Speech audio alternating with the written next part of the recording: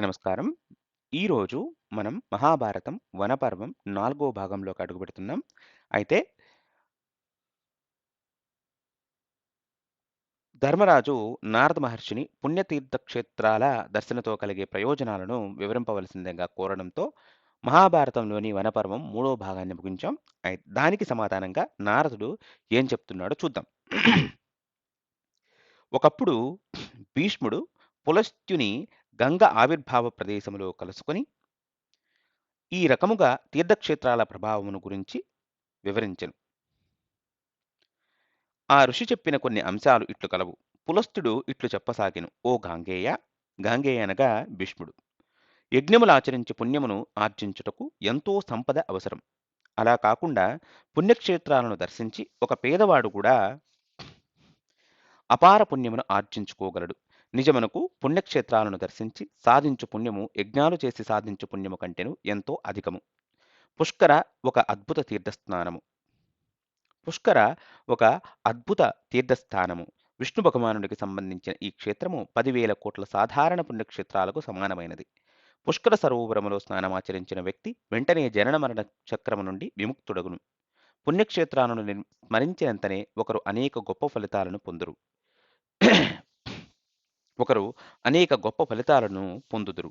ఒకరు తమ మనస్సులో నైమిసారణ్యమును దర్శింపదలిచినంతనే అతని పాపరాశిలో సగభాగము ఆ క్షణమే నశించును.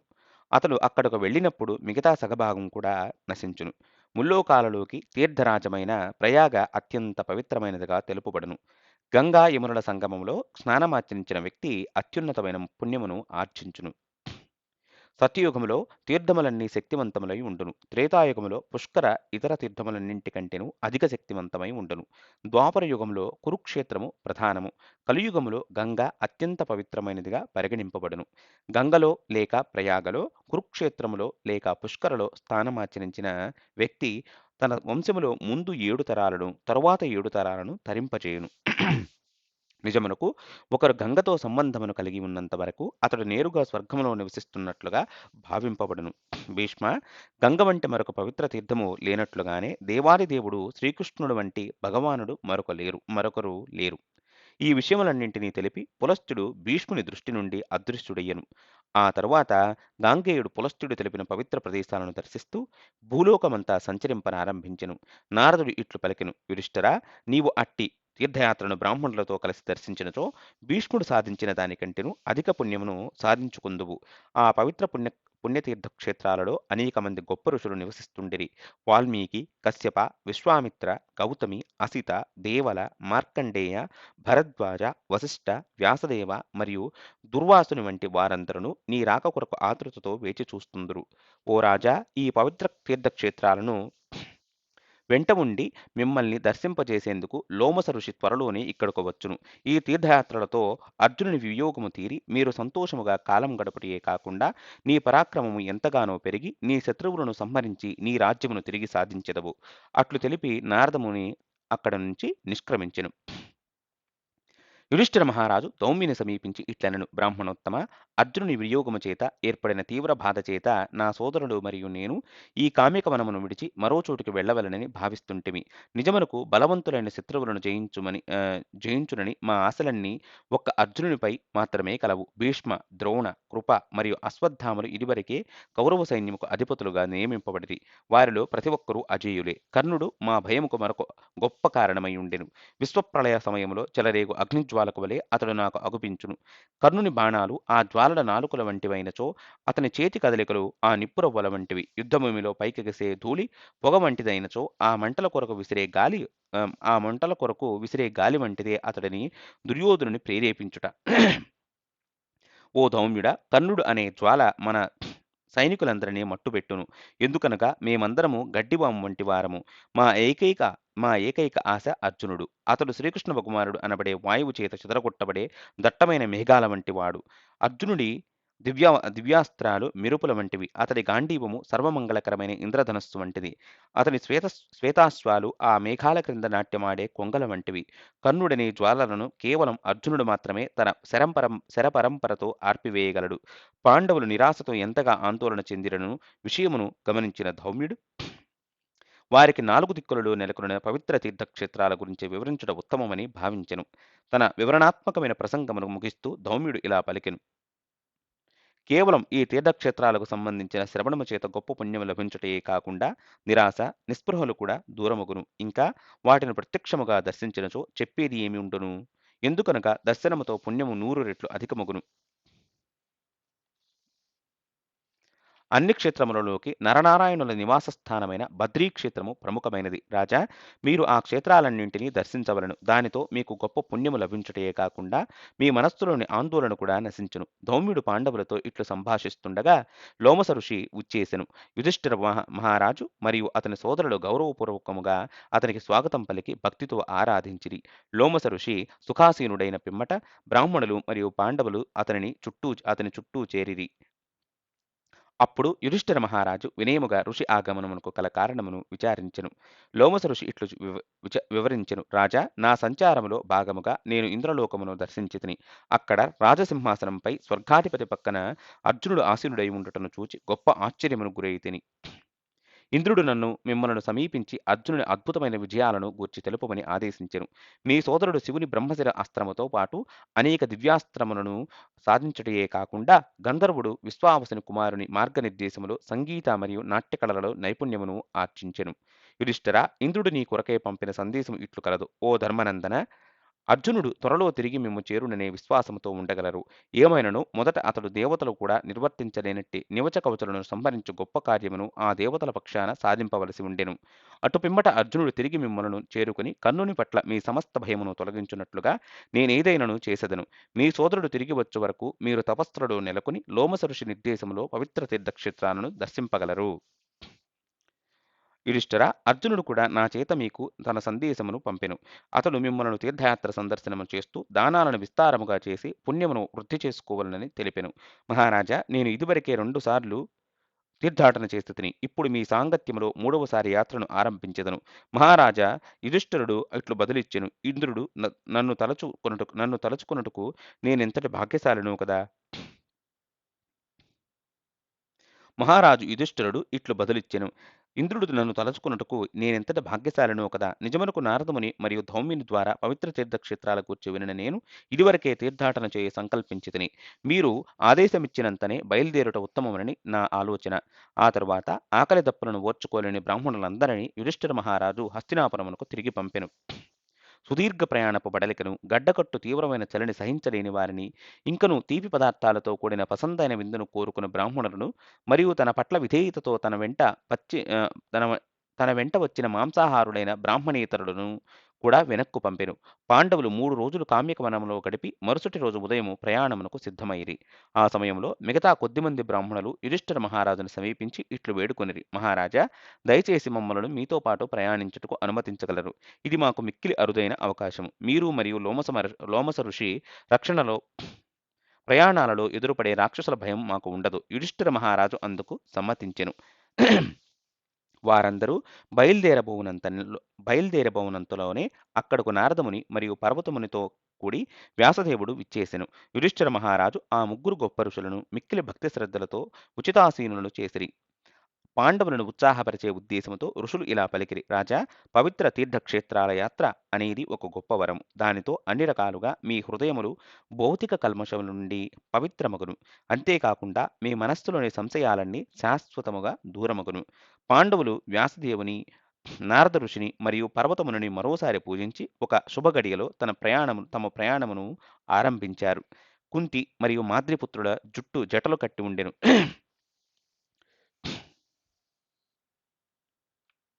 వారు మృగచర్మము మరియు నారవస్త్రాలను ఛేదింపరాని కవచాలుగా ధరించి ఆయుధాలను చేతపట్టుకొనిరి. వారి వెంట బ్రాహ్మణులు 15 రథాలు, ఇంద్రసేనుని నిర్దేశములో సేవకులు మరియు వంట చేసే వారందరూ అవసరమైన సామగ్రితో అనుసరించిరి. అడవులలో ప్రయాణిస్తూ యుధిష్ఠిర మహారాజు తన మనస్సులోని ఒక చిరకాల సందేహ నివృత్తి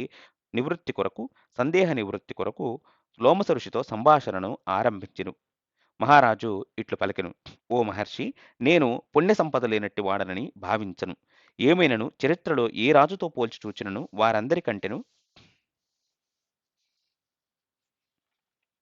వారందరికంటేను మించి అనేక బాధలను నేను అనుభవిస్తుంటిని. మరోవైపు నా శత్రువులు సద్గుణములు మరియు నైతికత అనేవి ఏమాత్రము లేకున్నను వారు సుఖ సమృద్ధులతో విరాజిల్లుతున్నట్లుగా అగుపిస్తుండెను. అది ఎట్లు సాధ్యము? అప్పుడు రో రోమ్ లోమసమ ఋషి ఇట్లు బదులిచ్చెను. ఓ రాజా, ఒకరు పాపపు దారిలో సమృద్ధిని సాధించినట్లుగా అగుపించవచ్చును. కాని అది తాత్కాలికము మరియు భ్రాంతి. తాత్కాలిక సమృద్ధి సాధించిన పాపాత్ముడు మూర్ఖుడు మరియు అహంకారి అయిన ఆ వ్యక్తి తప్పక పరాజయం పాలగును.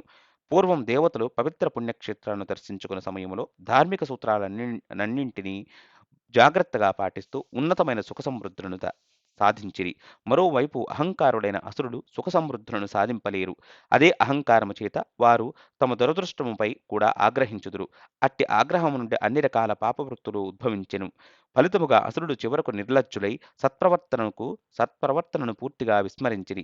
విఘ్నతను కోల్పోయిన అసురుడు క్రమక్రమముగా మరింత ప్రతికూల పరిస్థితులలోకి పతనమైరి. ఇది గమనించిన కలిపురుషుడు వారిని తమ ఆధీనములోకి తీసుకొనెను. ఈ విధముగా దైత్యులు పూర్తిగా అధోగతి పాలవ్వగా ధర్మాచరణ పరులైన దేవతలు ఊహకందనంతగా గొప్ప సమృద్ధిని సాధించిరి. ఈ విధముగా లోమస ఋషి అడవిలో ప్రయాణిస్తూ పాండవులను ఉత్సాహపరిచెను. అతడు తన ప్రసంగమును ముగిస్తూ ఇలా పలికెను. దైత్యులకు వలె ధృతరాష్ట్రపుత్రులు చెడుకు మరియు అజ్ఞానమునకు బానిసలైరి. కనుక త్వరలోనే వారు నశించుతురని విశ్వసించుము. అటు పిమ్మట పాండవులు అనేక తీర్థయాత్ర క్షేత్రాలను దర్శించుకునిరి. అన్ని పవిత్ర ప్రదేశాలలో వారు విధిపూర్వకముగా స్నానమాచరించి బ్రాహ్మణులకు అపారముగా దానాలను చేసిరి. నైమిసారణ్యము, ప్రయాగ మరియు అనేక ఇతర తీర్థాలను సందర్శించిన పిమ్మట పాండవులు బ్రహ్మ ఆ, బ్ర- పాండవులు బ్రహ్మసరను చేరుకొనిరి. చాతుర్మాస వ్రతాచరణ కొరకు 4 మాసాలు అక్కడే ఉండుటకు నిశ్చయించుకునిరి. బ్రహ్మసరలో చాలా కాలం క్రితం మహారాజు గయ నిర్వహించిన యాగమును గురించి శమంత ఋషి ఇట్లు వర్ణించసాగెను. ఆ యాగములో అన్నపురాసులు వితరణ చేయబడుట గొప్ప విశేషము. నిజమునకు అక్కడ వేలాదిగా అన్నపురాసులు, నెయ్యి వేలాది సరస్సులుగా, పెరుగు నదులుగా ఉండేవి. అన్ని రకాల రుచికర పదార్థాలతో విందు భోజనమునకు ఏర్పాట్లు చేసి యజ్ఞమును దర్శింపవిచ్చేసిన వారందరికీ వితరణ చేసేవారు.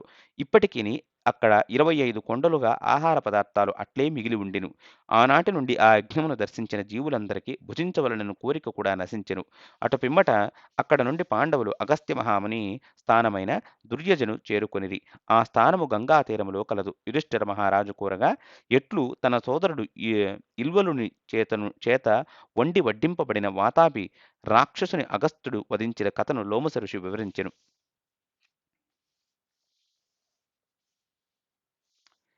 అక్కడ నుండి పాండవులు వధూసర నది తీరములోని భృగుతీర్థమును చేరుకొనిరి. లోమస ఋషి పాండవులకు శ్రీరామచంద్రుని చేత ఓడింపబడిన పరశురాముడు ఆ క్షేత్రంలో స్నానమాచరించుటను గూర్చి తెలిపిరి. లోమస ఋషి వారికి ఇంకను అనేక ప్రాచీన చరిత్రలను కూడా తెలియజేసెను. కాలకేయ రాక్షసులు సముద్రములో దాగగా ఆ సముద్రమును అగస్త్యుడు నీరు లేకుండా చేసి వారిని వధించెనని, మరణింపకుండా బ్రతికిన కొద్దిమంది దానవులు భూమిని చీల్చుకుని వెళ్లి అధోలోకాలను ఆశ్రయించినని తెలిపిరి. తరువాత భగీరథుని అసమాన ప్రయత్నముతో గంగ దివి నుండి భువికి దిగివచ్చి సగరపుత్రుల అస్థికలను చేసిన పిమ్మట నీటితో సముద్రమంతటిని నింపిన వివరాలను కూడా వర్ణించెను. పాండవులు వృషభకొండ ప్రాంతమును చేరుకుని అక్కడ కొన్ని అసాధారణ సంఘటనలను చూచిరి. ఎవరైనను పలికినంతనే కొండపై నుండి రాళ్ల వృష్టి కురవన ఆరంభమయ్యేది. ప్రతిచోట వేదపారాయణ ఘోష వినిపించేది. అయినను ఎవరునూ అక్కడ కనిపించేవారు కారు. అక్కడ ఉన్నంతసేపు ప్రతి ఒక్కరూ మానసిక ఒత్తిడికి మరియు శరీర రుగ్మతలకు గురువుతుందురు. చివరకు పాండవులు ఈ వింతల గురించి లోమస ఋషిని విచారించిరి. అతడు ఇట్లు తెలిపెను. వృషభుడనే ఋషికి ఇది నివాస స్థానము. అతడు ధ్యానమగ్నుడై ఉండును. ఎవరైనను అతని ధ్యానమును భంగపరిచినచో క్రోధితుడుగును. చివరకు అతడు ఇక్కడకు వచ్చువారిపై ఎట్టి చప్పుడు లేకుండా వారిపై రాళ్ల వృష్టిని కురిపించి ప్రచండ వాయువులు వీచినట్లుగా చేయవలనని కొండను శాసించెను. కనుక ఇక్కడ ఉన్నంత సమయము మనము ఎట్టి శబ్దము చేయకుండా ఉండవలను. తరువాత వారు కౌశికీ నదిని చేరుకొనిరి. అందులో ప్రతి ఒక్కరూ స్నానము చేసిరి. లోమస ఋషి ఋష్యశృంగుని ఆశ్రమమును చూపి దాని కథను వివరించెను.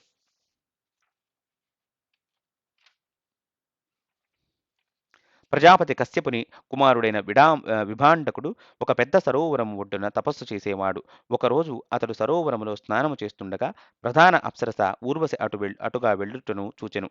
ఆమె అత్యద్భుత సౌందర్యమును తిలకించినంతనే ఋషికి వీర్యస్ఖలనము జరిగి అది సరస్సులో పడెను.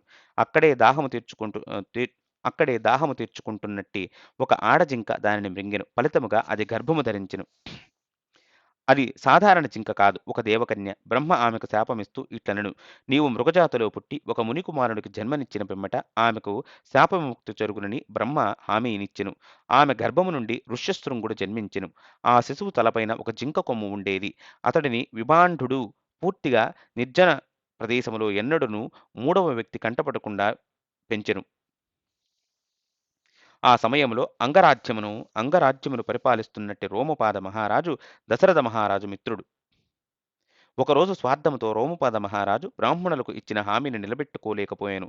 దానితో వారు అతడిని విడిచి వెళ్ళిపోయిరి. బ్రాహ్మణులు లేనందున రాజు యజ్ఞయాగాదులను నిర్వహించలేకపోయెను. ఫలితముగా ఇంద్రుడు అక్కడ వానలను కురిపించలేదు.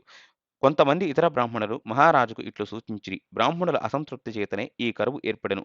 కనుక నీవు ప్రాయశ్చిత్తము చేసుకుని బ్రాహ్మణులను సంతృప్తిపరిచి పవిత్రుడు స్త్రీజాతి గూర్చి ఎరుగని ఋష్యశృంగుని నీ రాజ్యమునకు రప్పించగలిగితే తిరిగి వానలు కురిసి కరువు తీరును. రోమపాద మహారాజు బ్రాహ్మణులను సమీపించి తన అపరాధమునకు తగిన విధముగా ప్రాయశ్చిత్తము చేసుకొనెను. బ్రాహ్మణులు తృప్తి చెందిన పిమ్మట అతడు తిరిగి రాజధాని చంపానగరములో ప్రవేశించెను. అతడు మంత్రుల సమావేశమును ఏర్పరచుకుని ఋష్యశృంగుని రప్పించుటకు కావలసిన ప్రణాళికలను రచించెను. అది అంత సులభ సాధ్యమైన కార్యము కాదు. ఎందుకంటే ఋష్యశృంగుని తండ్రి ఎవరిని కలుసుకున్నట్టుకు అనుమతించడు.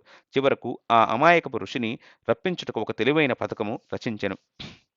రోమపాద మహారాజు అనేక మంది ప్రముఖ వేశ్యలను రప్పించెను. వారిని సమావేశపరిచి మహారాజు ఇట్లు ఆదేశించెను: మీరు అడవికి వెళ్ళి మీ స్త్రీ సహజ కళలను పూర్తి సామర్థ్యముతో వినియోగించి ఋష్యశృంగ ఋషిని పరవశుని చేసి నా రాజభవనమునకు తీసుకురావలను. ఆ ఆదేశాలను వినిన యువతులు ఆ ఋషి తండ్రి తమను శపించునేమోనని భయపడిరి. అట్లే వారు రోమపాద మహారాజు కూడా శిక్షించునేమోనని భయపడిరి. దానితో వారు మహారాజును దీనస్వరముతో ఇలా వేడుకునిరి: మహారాజా, అది మా శక్తికి మించిన కార్యము. రోమపాదుడు పట్టుదలతో ఉండుటను చూచి ఒక వృద్ధ వేశ్య అందుకు ప్రయత్నించదనని చెబుతూ ఇట్లనెను: అందుకు మీరు మాకు అవసరమైన భోగ సామగ్రిని సమకూర్చగలరు. మహారాజు వెంటనే అందుకు అంగీకరించెను. దానితో వెంటనే అధిక మొత్తములో సంపదను, భోగ వస్తువులను, భవన నిర్మాణము చేసేవారిని, పరిచారికలు మరియు తన అందమైన యువతుల సమూహముతో ఆ పెద్దావిడ అడవిని చేరుకొనెను.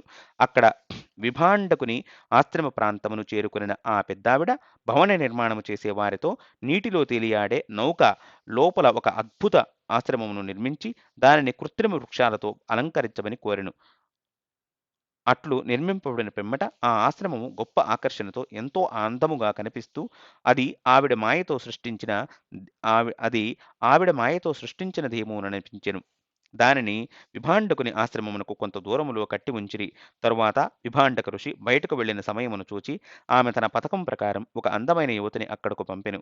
విభాండకుని ఆశ్రమములో ప్రవేశించిన ఆ యువతి ఋష్యశృంగుని సమీపించి మధుర వాక్కులతో అతని క్షేమమును విచారించెను. అమాయకుడైన ఆ ఋషిపుత్రుడు గతములో ఎన్నడూనూ స్త్రీని చూచి ఉండకపోవుట చేత అతడు ఇట్లనెను: ఓ బ్రాహ్మణ, మీరు ఎంతో అందముగా మరియు అద్భుతముగా ఉండిరి. మీరు నాకు పూజార్హులని గ్రహించితిని. దయచేసి ఆసనము అలంకరింపుము. మీ కొరకు ఫలాలు, దుంపలు మరియు పాదప్రక్షాళనకు జలమును కూడా తీసుకువచ్చేదను. మీరెక్కడ నివసిస్తుందురు? ఎటువంటి తపస్సు చేస్తుందురు? వేశ్య ఇట్లు బదులిచ్చెను: ఓ ఋషి, నేను సమీపంలోని ఈ కొండకు అటువైపు నివసిస్తుందురు. పూజలను అందుకునుట లేక పాద ప్రక్షాళన మా ఆచారం కాదు. అందుకు బదులుగా నేను ఎవరిని కలుసుకుందునో వారిని గట్టిగా ఆలింగనమును చేసుకుందును. వేశ్య ఇట్లు సంభాషిస్తుండగానే ఋష్యశృంగుడు ఆమె కొరకు ఫలాలను తీసుకువచ్చెను. ఋషి చేతి నుండి ఫలమును అందుకొనిన వేశ్య దానిని ప్రక్కన పెట్టి తాను తీసుకువచ్చిన రుచికరమైన మధుర పదార్థాలను అతనికి అందించెను. ఋష్యశృంగుడు ఎన్నడూనూ అట్టి రుచికరమైన పదార్థాలను భుజించి ఎరుగుడు. పిమ్మట వేశ్య అతనికి త్రాగేందుకు మధుర పానీయము, సుగంధభరితమైన పుష్పమాలను మరియు ధరించుటకు మేలి వస్త్రాలను కూడా బహూకరించెను. ఋష్యశృంగుడు ఆమె అందించిన బహుమానాలకు సంతోషిస్తుండగా ఆ వేశ్య నవ్వులను చిందిస్తూ కవ్విస్తూ అతని ఎదుట బంతితో క్రీడిస్తూ రకరకాలుగా మోహపెట్టసాగెను. తరువాత ఒక్కసారిగా ఆ యవ్వన యువతి ఋష్యశృంగుని అనేకసార్లు గట్టిగా ఆలింగనము చేసుకుంటూ సిగ్గులను ఒలకపోస్తూ ఊరచూపులతో అతడిని పూర్తిగా తన స్వాధీనములోకి వచ్చినని నిర్ధారించుకుని పిమ్మట ఆ వేశ్య తనకు యజ్ఞానుష్ఠానమునకు సమయము ఆసన్నమైనదని అక్కడ నుండి నిష్క్రమించెను. నిజమునకు అతడు ఎంతగా వేశ్య ఆకర్షణలో పడిననగా ఆమె లేని ప్రపంచము అతనికి శూన్యముగా అనిపించెను. అట్టి సమయములోనే విభాండకుడు ఆశ్రమమునకు తిరిగి వచ్చెను. పరధ్యానముగా కూర్చున్నట్టి కుమారుని ఇలా ప్రశ్నించెను. ఓ కుమారా, నేను లేని సమయములో ఎవరైనను మన ఆశ్రమమునకు వచ్చారా? ఋష్యశృంగుడు అతిథిగా విచ్చేసిన బ్రహ్మచారిని గురించి ఇట్లు వర్ణించెను. ఓ తండ్రి, ఆ బ్రహ్మచారి ఎదపై 2 మిక్కిలి అందమైన మాంసపిండములు కలవు. అవి మృదువుగా, బొద్దుగా ఉండెను. అతని అందమైన ముఖము, మధుర స్వరము నా హృదయాంతరంగమును ఎంతగానో ఆకర్షించెను. బ్రాహ్మణుడు నన్ను తన బాహువులతో బంధించెను. అతడు నాకు భుజించుటకు, త్రాగేందుకు ఇదివరకెన్నడూనూ చూడని అద్భుత మధుర పదార్థాలను అందించెను. పానీయము త్రాగిన పిమ్మట నాకెంతో ఆనందము కలిగెను. ఆ అందమైన బ్రాహ్మణుడు వెళ్ళిపోగానే హృదయము దహించుకుపోతుండెను. తండ్రిగారు నన్ను అతడిని మనతో నివసించుటకు ఆహ్వానించినచో నేను అతడు కలిసి అద్భుతమైన తపములను ఆచరించెదము. విభాండకుడు ఇట్లు బదులిచ్చెను. పుత్రా, నీ తపస్సుకు అంతరాయం కలిగించుటకు అందమైన రూపము ధరించిన రాక్షసుడిని నీవు కలుసుకొంటివి. ఇట్లు అల్లరి చేస్తూ బాధించుట రాక్షసులకు ఆనందము. కనుక వారితో మనము ఎట్టి సంబంధాలను కొనసాగింపరాదు. తాపసులు వారిని కన్నెత్తి కూడా చూడరాదు. అట్లు పలికి స్వయంగా విభాండకుడు ఆశ్రమమునకు విచ్చేసిన ఆ యువతిని వెతుకుటకు వెళ్ళెను. 3 రోజుల పాటు ఆ ప్రాంతమంతటా వెతికినను అతనికి ఏ ఆచూకీ లభింపలేదు. పిమ్మట అతడు తిరిగి తన ఆశ్రమమును చేరుకొనెను. ఆ తరువాత ఒకరోజు విభాండకుడు ఫలములు సేకరించుటకు అడవికి వెళ్ళెను. దానిని అవకాశముగా తీసుకుని ఆ వేశ్య మరోసారి ఋష్యశృంగని సమీపించెను. ఆమెను చూడగానే ఋషి హృదయము ఆనందముతో ఉప్పొంగెను. అతడు ఇట్లు పలికెను. ఓ సుందరా, నా తండ్రి తిరిగి రాకకు మునుపే మనం వెంటనే మీ ఆశ్రమమును చేరుకోవలను. అతడిని ఆ వేశ్య నౌక ఆశ్రమ ప్రదేశమునకు తీసుకువెళ్ళెను. స్త్రీలందరూ విభాండకుని పుత్రుని వివిధ రకాలుగా సంతోషపరుస్తూ దాని లంగరెత్తి నదిలో ప్రయాణిస్తూ చివరకు అంగరాజ్యమును చేరుకునిరి. ఋష్యశృంగుని ఆహ్వానించుటకు మహారాజు వెళ్ళెను. అంతలోనే ఒక్కసారిగా వానలు కురిసెను. పిమ్మట అతడు తన కూతురు శాంత వివాహమును ఋషితో జరిపించెను. ఏమైనను జరిగిన విషయమంతటిని ఎరిగిన విభాండకుడు తనపై ఆగ్రహించునని రోమపాద మహారాజు ఎరుగును. కనుక ఋషిని శాంతపరచుట కొరకు ఒక పథకము రచించి తన రాజధాని రహదారికి ఇరువైపులా గల పొలములన్నింటినీ దున్నుటకు ఆజ్ఞాపించెను. ఆ పైన అసంఖ్యాకముగా గోవులను రహదారి ప్రక్కన పచ్చిక బయళ్లలో మేపుటకు గోపపాలరును ఏర్పాటు చేసి వారికి ఇలా ఆదేశించెను. విభాండక మహర్షి తన కుమారుడు ఋష్యశృంగుని గూర్చి విచారిస్తూ, ఈ రహదారి వెంట వచ్చినచో ఆ గోవులు మరియు భూములన్నీ ఋష్యశృంగునివిగా మీరందరూ అతని సేవకులుగా తెలిపి రాచమర్యాదలతో అతడిని సత్కరించవలెను. మరోవైపు ఆశ్రమమునకు తిరిగి వచ్చిన విభాండకుడు తన పుత్రుడు లేకపోవటను గమనించి ఎంతగానో ఆగ్రహించెను. దీనికి కారణం మహారాజు పథకముగా గుర్తించి అతని రాజ్యమును బూడిద చేయదలచి చంపానగరమునకు బయలుదేరెను. అట్లు వేడుతుండగా విభాండకుడు ఆకలితో అలసి ఒక గోపాలుడ గ్రామమును నిలిచిపోయెను. అక్కడి గోపాలుడు అతడికి చక్కటి రాజమర్యాదలతో సత్కరించి గొప్ప ఆదరముతో అతని అవసరాలను తీర్చిరి. ఋషి, మీరు ఎవరి సేవకులని ప్రశ్నింపగా వారు ఇట్లు పలికిరి. ఋషివర్య, ఈ భూములు మరియు గోవులు సమస్తము మీ కుమారుడు ఋష్యశృంగునికి చెందినవి. నిజమునకు మీ ఆగమనమును ఆశిస్తూ అతడే ఈ ఏర్పాట్లన్నింటినీ చేసెను. విభాండకుడు వెంటనే అంగదేశపు రాజధాని వైపునకు పయనించెను. చంపానగరమును చేరుకోగానే తన కుమారుడు భార్యతో కలిసి గొప్ప ఐశ్వర్యములో వైభవముగా ఉండుటను చూచి శాంతించి ప్రథమ సంతానము కలిగేంత వరకు ఋష్యశృంగుడు రోమపాదుని రాజభవనములో నివసించుటకు అంగీకరించెను. తరువాతి కాలంలో శాంత ఒక కుమారుడికి జన్మనిచ్చినంతనే ఋష్యశృంగుడు భార్యాపుత్రులతో కలిసి విభాండకుని ఆశ్రమమునకు తిరిగి చేరుకొనెను. లోమస ఋషి ఇట్లు పలికెను. పాండుపుత్రులారా, ఈ పవిత్రాశ్రమమే మీరు ఇప్పుడు నిల్చుండిన ఆ ప్రదేశము. తరువాత పాండవులు మహేంద్ర పర్వతము వైపునకు ప్రయాణించసాగిరి. అక్కడ నివసిస్తున్నట్టు అనేక మంది తాపసుల పట్ల గౌరవముతో ఆ రాత్రిని అక్కడ గడిపిరి. మరుసటి రోజు ఉదయము యుధిష్ఠిర మహారాజు పరశురాముని గొప్ప భక్తుడైన అకృతవ్రణ ఋషిని కలుసుకుని ఇలా విచారించెను. ఋషివర్య, మేము ఈ పవిత్ర ప్రదేశములో జమదగ్ని కుమారుని దర్శించుటకు మార్గమేదైనా కలదా? అకృతవ్రణుడు ఇలా బదులిచ్చెను. మహారాజా, మీరిక్కడకు వచ్చినట్లుగా పరశురాముడు ఇదివరకే ఎరిగి ఉండును. అతడు అందరి హృదయాలను ఎరుగును. మీ పట్ల ప్రేమ చేత అతడిని త్వరలోనే మీరు కలుసుకోగలరు. ఇక్కడ నివసిస్తున్న ఋషులకు పరశురాముడు నెలకు 2 సార్లు దర్శనమిచ్చును. తరువాతి దర్శనము రేపు రాత్రి ఉండును.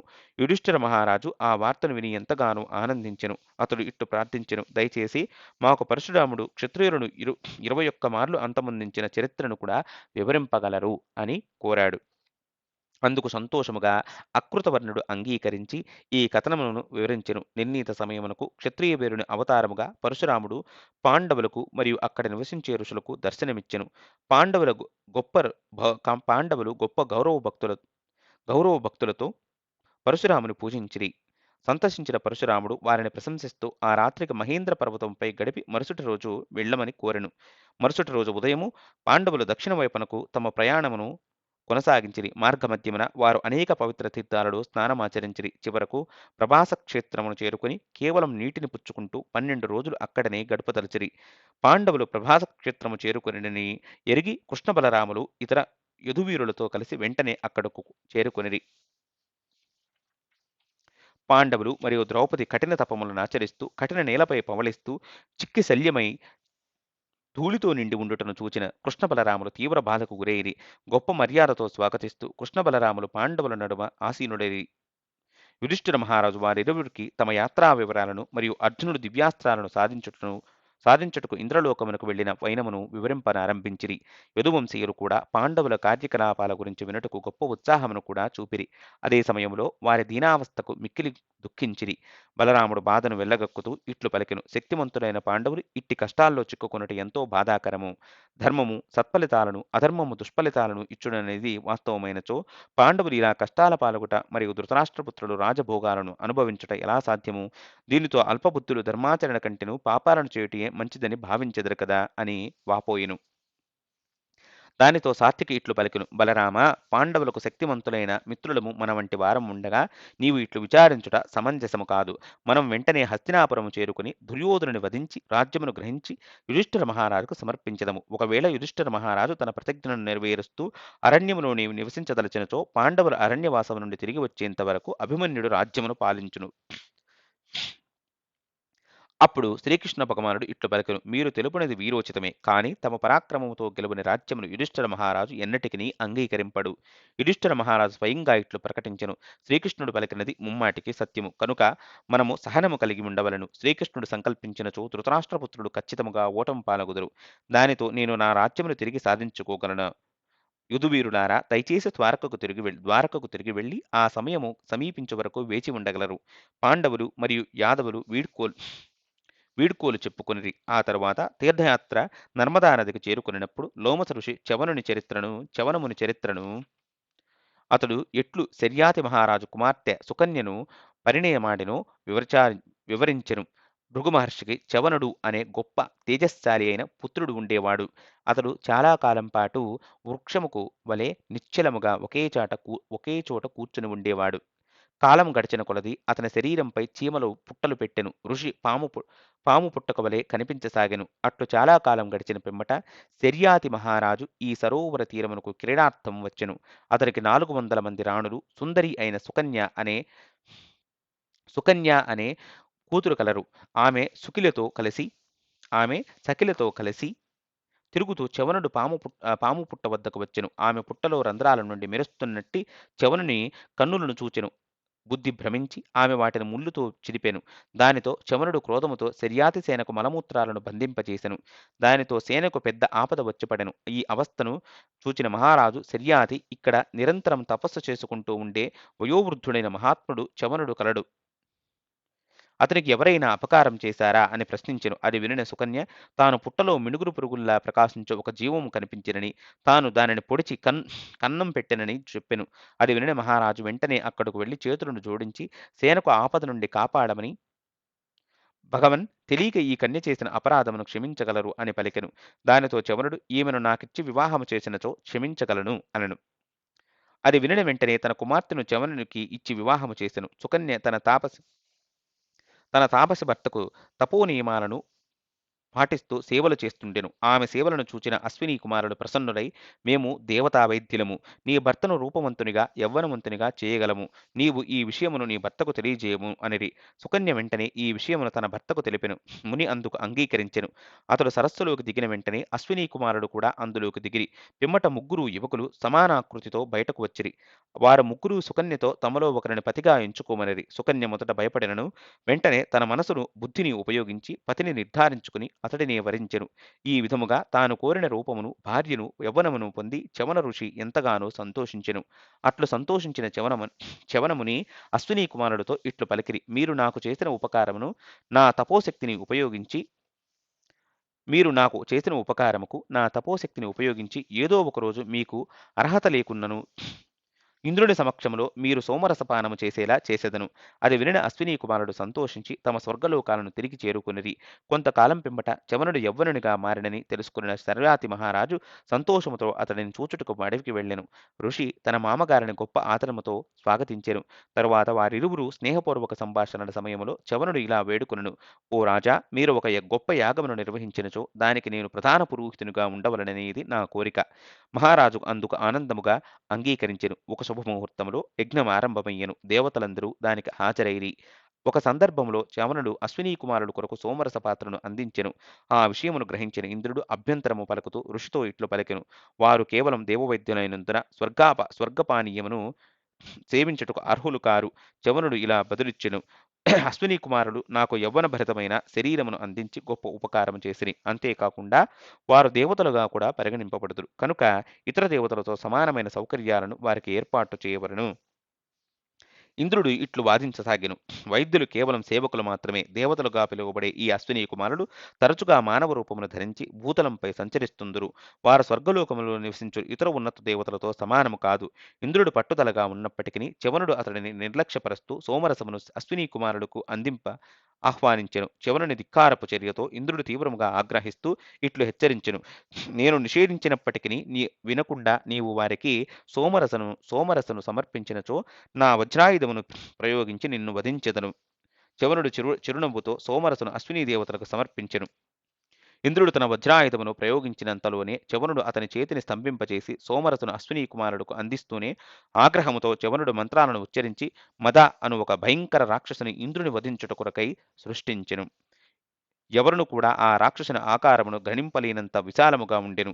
ఆ రాక్షసుడు విశ్వమంతటిని మరుక్షణములో మృంగివేయుటకు సిద్ధముగా ఉన్నట్లు భీకర ఆకారమును కలిగి ఉండెను. తీవ్రమైన గర్జనలతో తన విశాలమైన నోటిని తెరిచి ఆ రాక్షసుడు ఇంద్రుని మింగుటకు ఒక్కసారిగా అతని వైపునకు పరిగెత్తెను. అతని అనూహ్య విధ్వంసముతో భీతిల్లిన ఇంద్రుడు ఇట్లు ప్రార్థించెను: ఋషిపుంగవ, చవన, దయచేసి నన్ను క్షమించు, నన్ను రక్షించుము. అందుకు బదులుగా ఈ రోజు నుండి అన్ని యజ్ఞాలలో అశ్వినీ కుమారులను సోమరసపానముకు అనుమతించెదను. నీ అద్భుత పరాక్రమమును దర్శించి నీ ఖ్యాతిని ముల్లోకాలలో వ్యాపింపజేసేందుకు నేను వారిని వారించి తిని.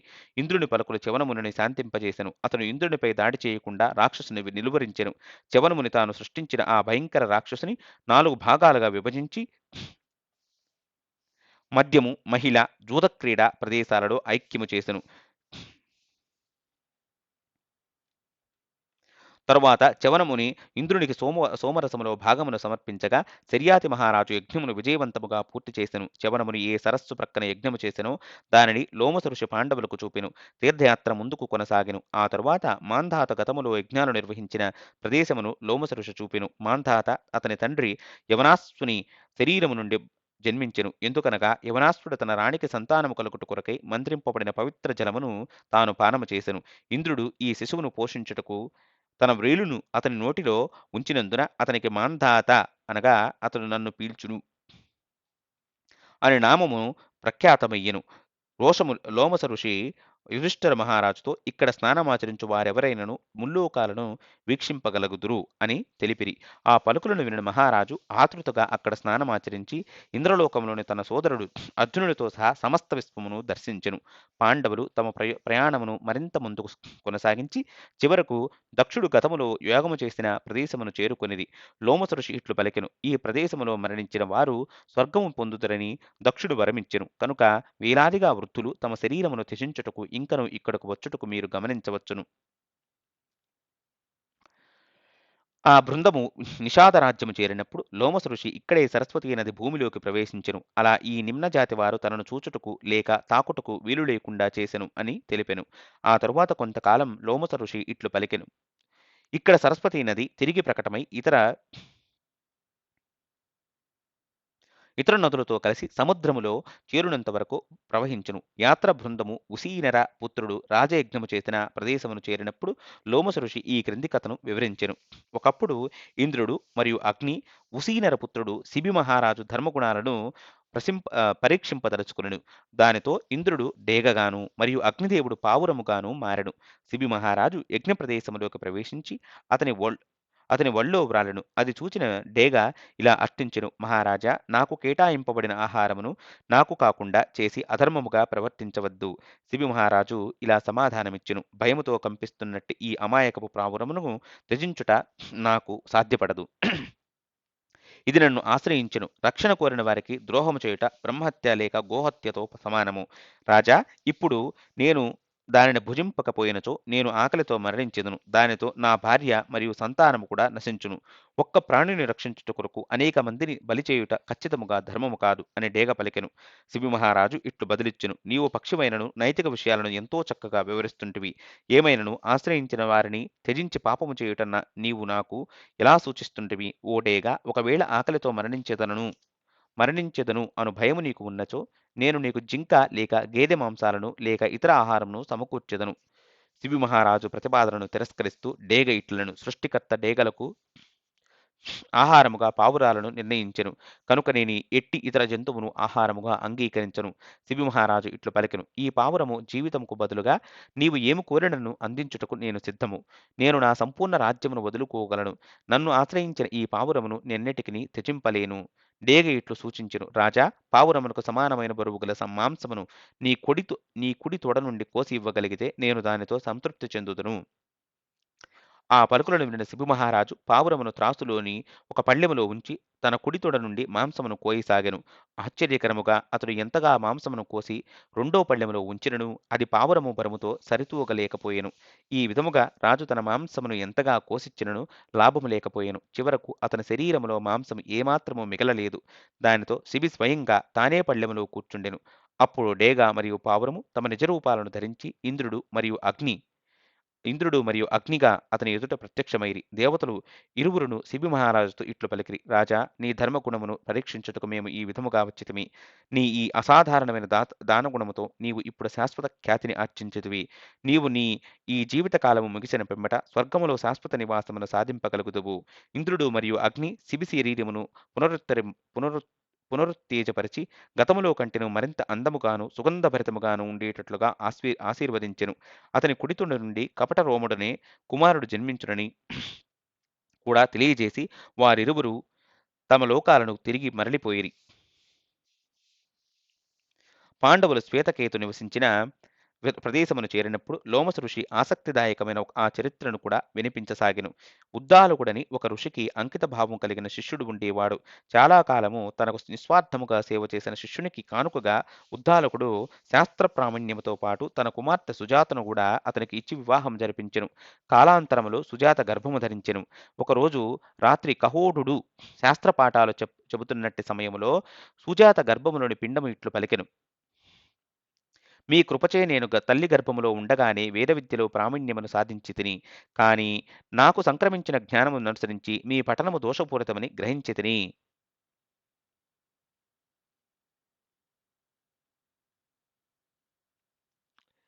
ఆ సమయంలో కహోఢుడు తన శిష్యులతో ఉన్నందున గర్భస్థ శిశువు పలుకులతో అవమానింపబడి ఆగ్రహముతో పుట్టబోయే తన కుమారుని ఇట్లు శపించెను: నీవు ఇలా వంకరగా పలికినందుకు మాతృగర్భము నుండి అష్టవంకరలు గల శరీరముతో జన్మించదువుగాక. అట్లు కహోడుని కుమారుడు జన్మించినప్పుడు అతనికి అష్టావక్రుడు అనే నామము స్థిరపడెను. అతడు గర్భములో ఉన్నట్టి సమయములోనే సుజాత ఒకరోజు తన భర్తతో తన కుటుంబం దాదాపు పేదరికముతో దారిద్ర్య స్థితికి చేరినందున ధన సంపాదన కొరకే ప్రయత్నించవలసినదిగా కోరెను. భార్య అభ్యర్థనను అనుసరించి కహోరుడు ఒక జనక మహారాజు సభకు వెళ్ళెను. అక్కడ శాస్త్రచర్చలో వందిన్ అనబడే వాదకుశలుడు కహోడాను పరాజితుని చేసెను. నిబంధనలను అనుసరించి కహోడును నదిలో ముంచివేసిరి. తన అల్లుడి మరణ వార్త తెలిసిన ఉద్దాలకుడు తన కుమార్తె సుజాతతో ఈ విషయమును రహస్యముగా ఉంచమని ఆమెకు జన్మించే కుమారునికి తెలుపవద్దని పలికెను. దానితో ఆ విషయమును ఎరుగని అష్టావక్రుడు కహోడ గురించి ఏమీ ఎరుగక ఉద్దాలకుడే తన తండ్రిగా ఉద్దాలకుని కుమారుడే శ్వేతకేతును తన సోదరునిగా భావించేవాడు. అష్టావక్రుడు 12 సంవత్సరాల బాలునిగా ఉన్నప్పుడు ఉద్దాలకుని ఒడిలో కూర్చుని ఉన్నట్టి సమయంలో శ్వేతకేతు వచ్చి అతడిని తన తండ్రి ఒడిలో నుండి బయటకు లాగివేసెను. ఆ అష్టావక్రుడు రోదింపనారంభించెను. దానితో శ్వేతకేతు అతనితో ఇది నీ తండ్రి ఒడి కాదు అని తెలిపెను. అష్టావక్రుడు బాధతో రోదిస్తూ తల్లిని సమీపించి నా తండ్రి ఎవరు అని గట్టిగా ప్రశ్నించెను. సుజాత పుత్రుని ఆ పలుకులకు బాధపడుతూ తనను శపించు నేమోనను భయంతో కహోడకు సంబంధించిన రహస్యమును తెలియజేసెను. తన తండ్రి మరణము గూర్చి ఎరిగిన అష్టావక్రుడు శ్వేతకేతుతో మనము జనక మహారాజు రాజసభకు వెడదాము. అక్కడ పండితుల నడుమ జరిగే నిరంతర తత్వ చర్చలను విని మన జ్ఞానమును పెంపొందించుకోవచ్చును అని సూచించెను. అందుకు శ్వేతకేతు అంగీకరించెను. త్వరలోనే ఇద్దరు పయనమైరి. వారు జనక మహారాజు యజ్ఞవాటికను చేరుకున్నప్పుడు ద్వారపాలకుడు అష్టావక్రుని ప్రవేశమునకు అభ్యంతరము పలుకుతూ జ్ఞానులు మరియు వృద్ధ బ్రాహ్మణులకు మాత్రమే లోనికి ప్రవేశము కల్పించమని వందిన్ ఆదేశించినని తెలిపెను. అష్టావక్రుడు ద్వారపాలకునితో ఇట్లు పలికెను. జన్మించిన పిమ్మట గడిచిన సంవత్సరాల సంఖ్యను వ్యక్తి నిజమైన వయస్సుగా పరిగణింపరాదు. జ్ఞానము మరియు అభ్యాసములే వ్యక్తి పరిపక్వతను నిర్ణయించును. పెద్దలు ఈ నియమాన్ని అంగీకరించుదురు. కనుక నాకు 12 సంవత్సరాలైనను యజ్ఞవాటికలోకి ప్రవేశమునకు అనుమతింపవలను. నేను వందింతో పరమసత్యపు అనుభూతి స్వభావంపై చర్చింపదలచితిని కనుక నాకు లోనికి ప్రవేశము కల్పించగలరు. దానితో నాకు అతడిని ఓడించే అవకాశం కలదు. అష్టావక్రుని ఆకర్షణీయమైన వాదనను వినిన ద్వారపాలకుడు అతడిని జనక మహారాజు అనుమతి కొరకే మహారాజు వద్దకు తీసుకువెళ్ళెను. జనకుని సమీపించిన అష్టావక్రుడు యాగమును స్తుతిస్తూ ఇట్లు పలికెను. ధర్మప్రభు సూర్యుడు నక్షత్రాల ప్రకాశమును జయించినట్లుగా నేను నా వాదనలతో వందిన్ను పరాజితుని చేయవచ్చితిని. సర్వకాల సర్వావస్థలలో బ్రాహ్మణులు ఎక్కడికైనను నిరాటంకముగా వెళ్ళగలరు. కనుక దయచేసి నన్ను మీ రాజసభలో ప్రవేశించుటకు అనుమతింపగలరు. జనక మహారాజు ఇలా బదులిచ్చెను. బ్రాహ్మణ వందిన్ వాక్పటిమను గురించి తెలియక నీవు అతడిని ఓడింపగలనని భావిస్తుంటివి. ఇదివరకే ఆ మహాపండితుడు అనేక ప్రముఖులు మరియు విఘ్నులైన బ్రాహ్మణులను ఓడించి ఉండెను. తరువాత అష్టావక్రుడు ఇలా ప్రకటించెను. ఈ వందిన్ ఇప్పటి వరకు నా వంటి వ్యక్తితో పోటీ పడలేదు. కనుక తాను ఒక సింహముకు వలె నిర్భయముగా గర్జిస్తుండెను. ఏమైనను ఈ రోజు అతడు రహదారిపై చక్రాలు విరిగి కూలిన రథముకు వలె పరాజయము పాలగును. జనక మహారాజు కొన్ని సంక్లిష్టమైన చిక్కు సమస్యలను అష్టావక్రుని ప్రశ్నింపగా వాటికి అతడు గంభీరమైన అర్థముతో ఎట్టి సంకోచము లేకుండా సమాధానమిచ్చెను. ఆ సమాధానాలను వినిన జనక మహారాజు ఆశ్చర్యముతో తనలో తానిట్లు భావించెను. ఈ బాలుడు సామాన్యుడు కాడు. వాక్పటిమ కళలో అగ్రగామి. అష్టావక్రుడు మహారాజు అనుమతితో యజ్ఞవాటికలో ప్రవేశించి ఎట్టి ఆలస్యము చేయక ఆగ్రహముతో వందిన్ను సమీపించి ఇట్లు సవాలు చేసెను. నేను నీతో పరమసత్య స్వభావమును చర్చించుటకు వచ్చితిని. నా ప్రశ్నలకు సమాధానమిచ్చినచో నేను నీ ప్రశ్నలకు సమాధానమిచ్చెదను. తరువాత పరమసత్యపు జ్ఞానమును గూర్చి ఇరువురి నడుమ తాత్విక చర్చలో తీవ్రమైన పోటీ కొనసాగెను. బాహ్యముగా ప్రగతిశీల సంఖ్యలకు 1, 2, 3 సంబంధించిన పద్యాల ద్వారా ఇరువురు తమ అభిప్రాయాలను వినిపించిరి. కాని ఆంతర్యములో ప్రత్యర్థులిద్దరూ క్లిష్టమైన సాంకేతిక పద్ధతిలో వాదనలు ఎదుట ఉంచినప్పుడు అవి భూప్రపంచములో మూడవ వ్యక్తి గ్రహింపలేనట్లుగా అగుపించెను. చివరకు వందిన్ వాదనల సారము ప్రతీదీ అభిన్నమనే సిద్ధాంతమును ముందుంచగా అష్టావక్రుడు పరమాత్మ మరియు జీవాత్మలు శాశ్వతము. ఒకే సమయంలో అవి భిన్నము మరియు అభిన్నము అచింత్యములైనవని నిర్ద్వందముగా మరియు ఖచ్చితముగా నిరూపించెను. వందిన్ తన వాదనను ఇట్లు ఆరంభించెను. ఒకే అగ్ని అనేక ఆకారాలలో ప్రవేశించును. ఒకే సూర్యుడు ప్రపంచమంతటికి వెలుగును ప్రసాదించును. దేవతలందరికీ ఒక్కడే ప్రభువు. అట్లే పితృదేవతలందరికీ ఒక్కడే ప్రభువు. అనగా యముడు ఇక్కడ ఒకే ప్రభువు ఇంద్రుడు. దేవతల అందరికీ ఒక్కడే ప్రభువు, ఆయనే ఇంద్రుడు. అట్లే పితృదేవతలందరికీ ఒక్కడే ప్రభువు, ఆయనే యముడు. అందుకు అష్టావక్రుడు ఇట్లు పలికెను. అగ్ని మరియు ఇంద్రుడు అను ఇరువురు దేవతలు ఎల్లప్పుడూ కలిసి సంచరించుదురు. నారదుడు మరియు పర్వతుడు ఇరువురు గొప్ప దేవర్షులు. అశ్విని కుమారుడు ఇరువురు కవలలు. రథముకు కూడా చక్రాలు 2 దంపతులైన భార్య మరియు భర్త సహచరులుగా సృష్టించెదను. భర్తలు భార్య మరియు భర్త సహచరులుగా సృష్టించెను. వందిన్ ఇట్లు పలికెను. జనులందరూ కర్మవశమున 3 రకాలుగా జన్మిస్తుందురు. ఆ కర్మలను ప్రతిపాదించేది వేదాలు 3. ఋత్విక్కులు త్రిసంధ్యలలో యజ్ఞానుష్ఠానాలు చేయుదురు. అష్టావక్రుడు ఇట్లు పలికెను. బ్రాహ్మణులు అనుసరించే ఆశ్రమాలు 4, వర్ణాలు 4, ప్రధాన దిక్కులు 4, గోమాత పాదాలు 4. వందిన్ ఇట్లు పలికెను. ఇంద్రియాలు 5 మరియు ఇంద్రియ విషయాలు 5. గృహస్థుడు ఆచరించవలసినవి పంచయజ్ఞాలు. అప్సరసల తలపై 5 ముడులు ఉండును. ఈ ప్రపంచంలోని ప్రధాన పవిత్ర నదులు 5. అష్టావక్రుడు ఇట్లు పలికెను, హోమాగ్ని చేసిన సమయంలో 6 గోవులను ఇవ్వవలెనని చెబుతుందురు. కాలచక్రములు ఋతువులు 6, కృత్తిక నక్షత్ర మండలములో గల నక్షత్రాదులు 6, మనస్సును కూడా కలిపినచో ఇంద్రియాల సంఖ్య 6. వందిన్ ఇట్లనెను, పెంపుడు జంతువులు 7 రకములు, క్రూర మృగాల సమూహాలు 7, విశ్వంపై భాగములో నివసించు సప్తర్షులు, వీణకు తంత్రులు 7. అష్టావక్రుడు ఇట్లు సమాధానమిచ్చెను, సింహాలను వేటాడు శరభము 8 కాళ్లను కలిగి ఉండును. వసువుల సంఖ్య 8, ప్రధాన ఉపనిషత్తులు 8, యోగలో అంగాలు 8. వందిన్వాదన ఇంకను ఇట్లు కలదు. పితృదేవతల ఆరాధనకు హోమాగ్నిని ప్రజ్వలించుటకు పఠింపవలసిన మంత్రాలు 9. విశ్వసృష్టి 9 విభాగాలుగా విభజింపబడెను. గణితముకు ఉపయోగించే ప్రాథమిక సంఖ్యలు 9. భక్తి 9 విధానాలు. అష్టావక్రుడు పిమ్మట ఇట్లు పలికెను, దిక్కులు 10, పిండము తల్లి గర్భములో ఉండేది 10 నెలలు, జ్ఞానేంద్రియాలు మరియు కర్మేంద్రియాలు కలిసి 10 10తో హెచ్చువేయుట చేత వందలు, వేలు వంటి వాటిని ఎరుగవచ్చును. వందిన్ ఇట్లు తెలిపెను, దేవతలలో రుద్రులు 11 మంది, జీవులు ఆనందించుటకు గల వస్తువులు 11గా చెబుతుండరు. జీవులు ఎదుర్కొనే పరివర్తనలు 11 మరియు 11 రకాల బలిపందెములు సాధారణముగా వినియోగింపబడును. తరువాత అష్టావక్రుడు ఇట్లు పలికెను, ఏడాదిలో నెలలు 12, అల్పమైన యజ్ఞాలు కూడా 12 రకాలు, స్వర్గములోని ఆదిత్యులు 12గురు, ధర్మము యొక్క వాస్తవ జ్ఞానము నెరిగిన మహాజనులు 12గురు.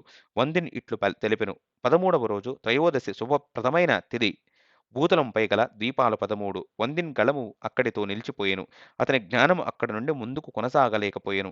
అప్పుడు అష్టవక్రుడు వందిన్ ఆరంభించిన 13 సంఖ్యకు సంబంధమైన శ్లోకమును అగ్నివాయు సూర్యుడు ఈ ముగ్గురు దేవతలు 13 రోజులు జరిగే యజ్ఞాలలో వ్యాపకులు. వేదాలలో అతిచ్ఛందముకు 13 అక్షరాలు ఉండును. సిగ్గుతో తలదించుకుని మౌనముగా కూర్చున్నట్టి వందిన్ను చూచి అక్కడి ప్రేక్షక సమూహము హర్షధ్వానాలు చేయసాగిరి. జనక మహారాజు మరియు బ్రాహ్మణులు విజేత అయిన బాలుని సమీపించి అభినందించి సత్కరించిరి. అప్పుడు అష్టావక్రుడు ఇట్లు ప్రకటించెను, వందిన్ తన చేతిలో ఓడిన ప్రత్యర్థులనందరినీ నదిలో ముంచివేయవలనని కోరినందున ఇప్పుడు అతడిని ఆ విధముగానే చేయవలను. అప్పుడు వందిన్ ఇట్లు వాదించెను, నేను వరుణపుత్రుడను, నా తండ్రి కూడా 12 సంవత్సరాలకు పూర్తయ్యే యాగమును నిర్వహిస్తుండెను. నేను శ్రేష్ఠులైన బ్రాహ్మణులందరినీ ఆ యజ్ఞమునకు వీక్షించుటకు పంపితిని. వారందరూ అష్టావక్రునికి నివాళులర్పించుటకు తిరిగి వస్తుండిరి. అప్పుడు అష్టావక్రుడు ఇట్లు పలికెను, నేను విజేతను కాబట్టి ఈ బ్రాహ్మణులను ఉద్ధరించినది నేను.